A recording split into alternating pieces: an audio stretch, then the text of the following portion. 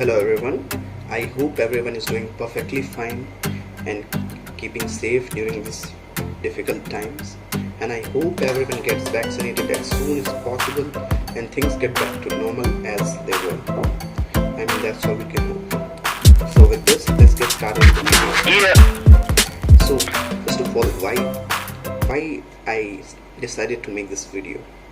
I'm just an average consumer like you, and of course I'm a tech enthusiast and I watch YouTube gadgets reviews of good YouTubers like on a regular basis. But the thing is, I was about to buy a flagship smartphone, a flagship killer if you say, in this times, and I was confused between these three phones: Mi 11X Pro, IQ 7 Legend, and OnePlus 9R. But when I was searching for this content review comparison, there weren't any some good concrete comparisons between them. And I was very skeptical of which smartphone to buy, because of the IQ3. My friend has the IQ3. He purchased this because it was a very good on paper value, but the software updates, the bugs in the UI are so bad. So yeah, so let's get started. First of all, this is the box of the Mi 11X Pro, if my camera can focus. Yeah, so I purchased this from Amazon and I got it for 36,000 and got that 4,000 SDFC discount, and I've been using this phone for the past 3 days. So yeah, some key high features: Snapdragon 888, 120Hz AMOLED screen, and of course the 108 megapixel that differentiated from the Mi 11X. And all the latest and greatest specs are here, LPDDR5 RAM, UFS 3.1, and one thing I was seriously surprised with this phone was the haptics. The haptics in this phone just caught me by surprise. I mean, I've been using some flagship phones and their haptics are not as good as this. So Congo to Xiaomi for that. And yeah, these are some basic features. So I've already unboxed it. So this is all we get inside the box: the 33-watt charger, the USB Type C to Type A cable, a normal silicon cover, and of course the Mi 11X. Let's keep this aside, and we get this semi-ejector tool. And yeah, this is pretty good, and all companies should do that, since you guys are removing the 3.5mm jack. I mean, it's good that you are including this 3.5mm to Type C connector. Some people. Okay. Let's get the overview of this phone. So the first thing is this back. I mean, isn't it beautiful? I mean, every angle, from whichever angle you can see, I hope the camera can catch it. It's red, it's green, it's blue, it's every color. To be really honest, the celestial silver color doesn't do much justice to this beautiful back. And it's Gorilla Glass 5 in front and back, so that's pretty good. And talking about the sides, we got the stereo speaker top and bottom, and a Type C port, semi-ejector. Unfortunately, we don't get a expandable storage, only dual SIM.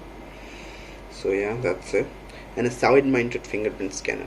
I know many of you are gonna say that an in-display would be better, but you know what I think?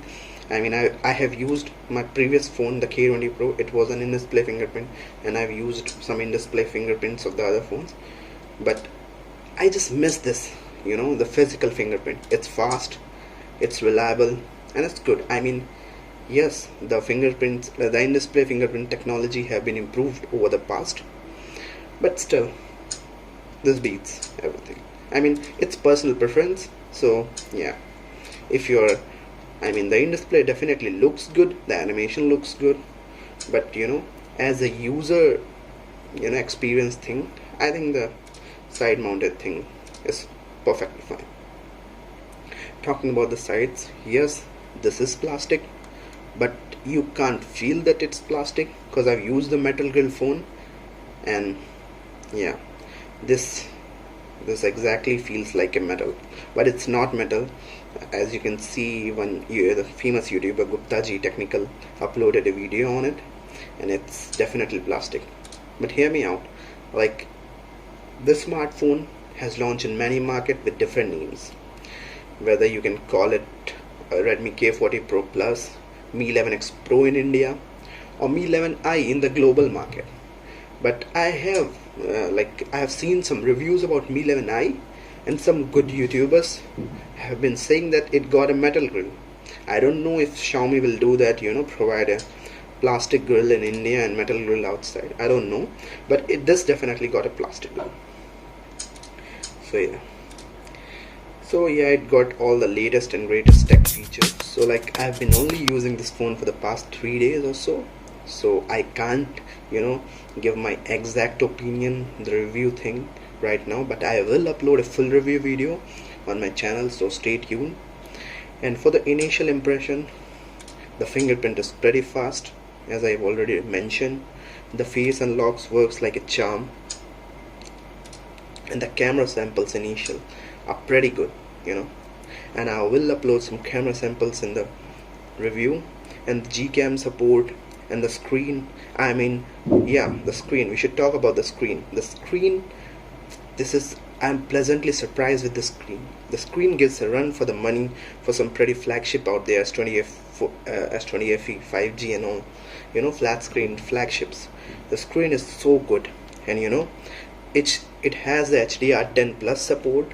So when you're watching videos in Netflix and Prime Video, then you will get the HDR. And I've seen I was considering the IQ7 Legend also, and for now it doesn't support. If you are marketing the HDR10 feature, you should give the HDR10 feature right out of the box. And currently this runs on MIUI 12.0.2 global and doesn't have any updates right now, but I'm looking forward to that MIUI 12.5. Xiaomi is promising so much with that, so let's wait for that, because we can just install these bloatwares that Xiaomi put inside. And for the ad situation, I'm not getting any ads, and I did disable all the MIUI optimizations, all the MIUI personalized ad thing when I was setting up the phone. So yeah, that's it. I guess that sums up the video. For the 5G support, we couldn't talk about much. It just got the 2 5G band, and in India I think 5G won't be coming till the end of this year or so we'll see about that. But definitely this phone is a future proof kind of phone.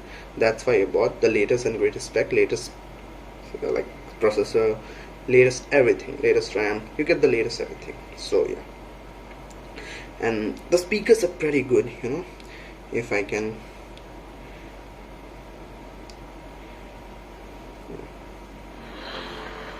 if you can hear.